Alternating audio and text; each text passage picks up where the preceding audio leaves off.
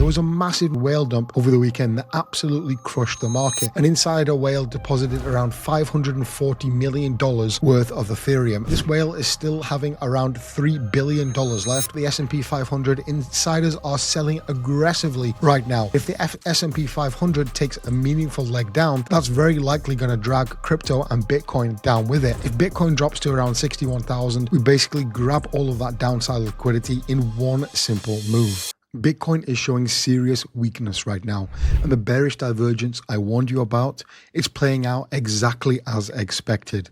But here's the real question everyone's asking: how much lower can Bitcoin really go?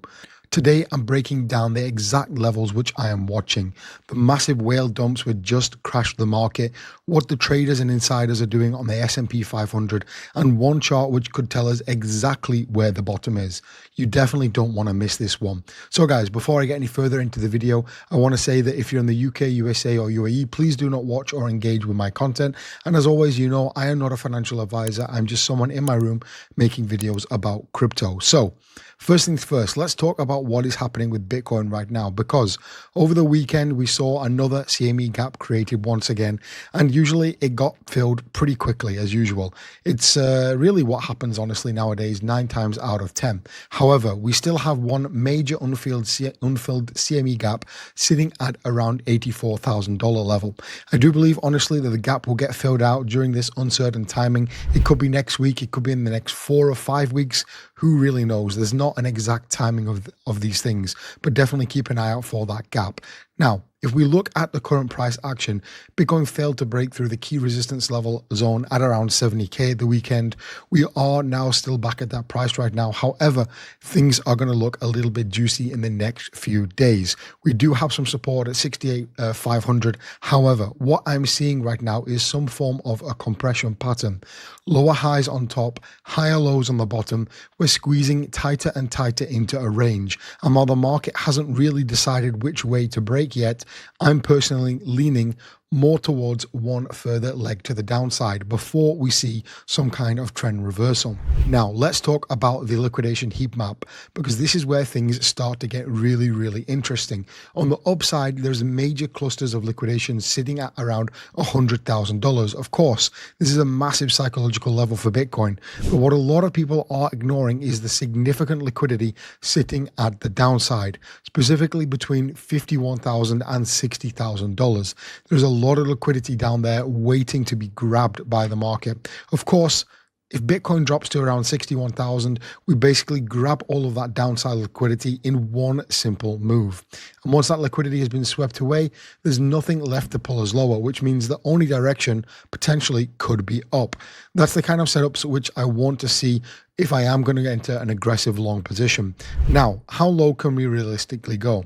Let's take a look at the 200-week moving average, which is currently sitting at around $59,000. Historically, this has been an absolutely massive level of support for Bitcoin. Every time we touched it, we bounced hard. The only time we really broke below it was during the 2022 bear market. And when that happened, we fell all the way down to 350-week moving average. If the same were to happen again right now, that 350-week moving average will be somewhere around $46,000 to $50,000 by the time we actually reach it. That would be roughly about a further 25% drop from the current levels. Now, I'm not saying that wouldn't happen. However, I think the worst case scenario we're looking at is somewhere between 52 to 56K. There's also massive volume support at those levels, but it's important to know where these levels are just so you are in fact prepared. So let's look at some on-chain data as well, because it's really starting to tell a very, very important story right now. Bitcoin is currently trading below its realized price, which historically has been a signal that we're approaching a massive undervalued territory. On top of that, approximately 9 million Bitcoin supply is currently sitting in a loss.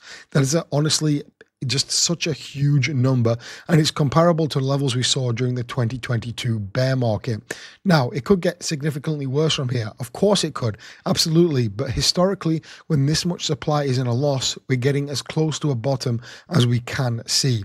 These have been reliable bottom signals across multiple cycles. So when the short term looks uncertain, the bigger picture is actually becoming more attractive for long-term accumulation.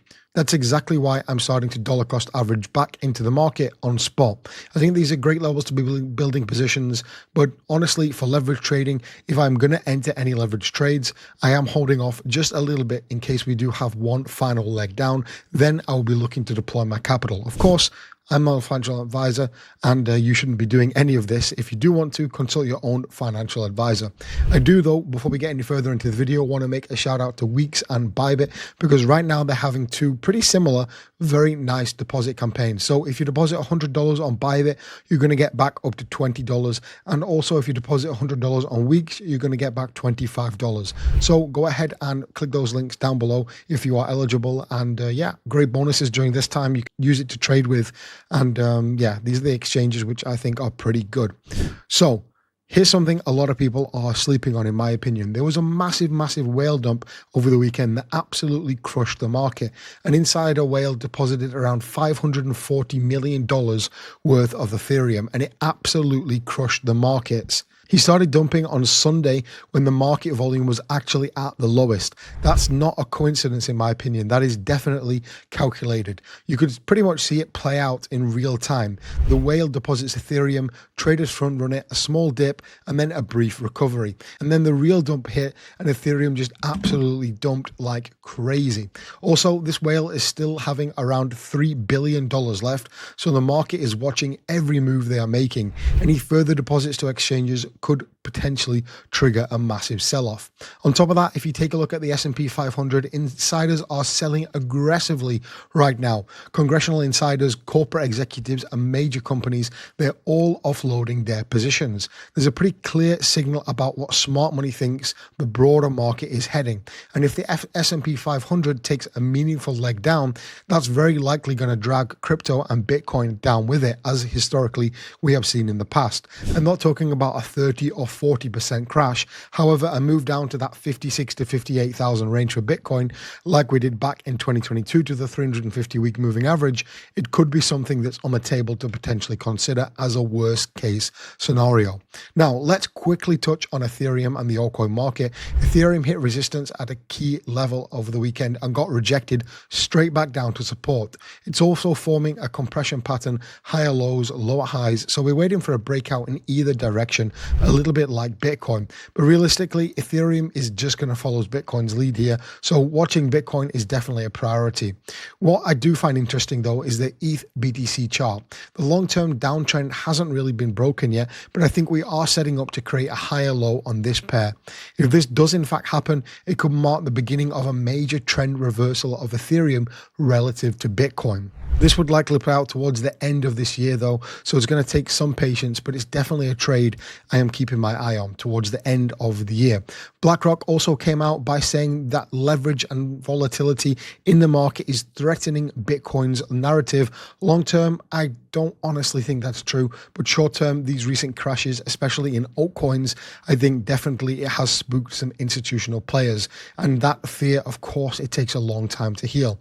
On a positive note as well, Michael Saylor is about to make his 100th Bitcoin purchase, and I wouldn't be surprised if he goes for a big one on this milestone. So to summarize this video, guys, if you are still here and watching, I do appreciate that. Bitcoin is potentially one more leg down before a real bottom. I'm watching that $56,000 to $60,000 just in case for a big long entry price. On-chain data is showing we're approaching historical undervalued levels, but the structure isn't quite there yet, in my opinion, for a confirmed bottom. Patience is key right now. Of course, 99% of making profitable trades is just waiting for the right entry. I'm already accumulating what spot I can on dollar cost averaging, and I'll be ready to enter aggressively when we do see a further dip with a leverage trade. If you did want to make any trades yourself, of course, the links are down below for Bybit and Weeks. Again, deposit $100, get $20 back on Bybit, and deposit $100 and get $25 back on Weeks. Great offers right now. Make the most of them. The links are all down below. Again, I really appreciate you watching this video. Let's try to get over 500 likes in today's video. That would be great, and I'll catch you in the next one.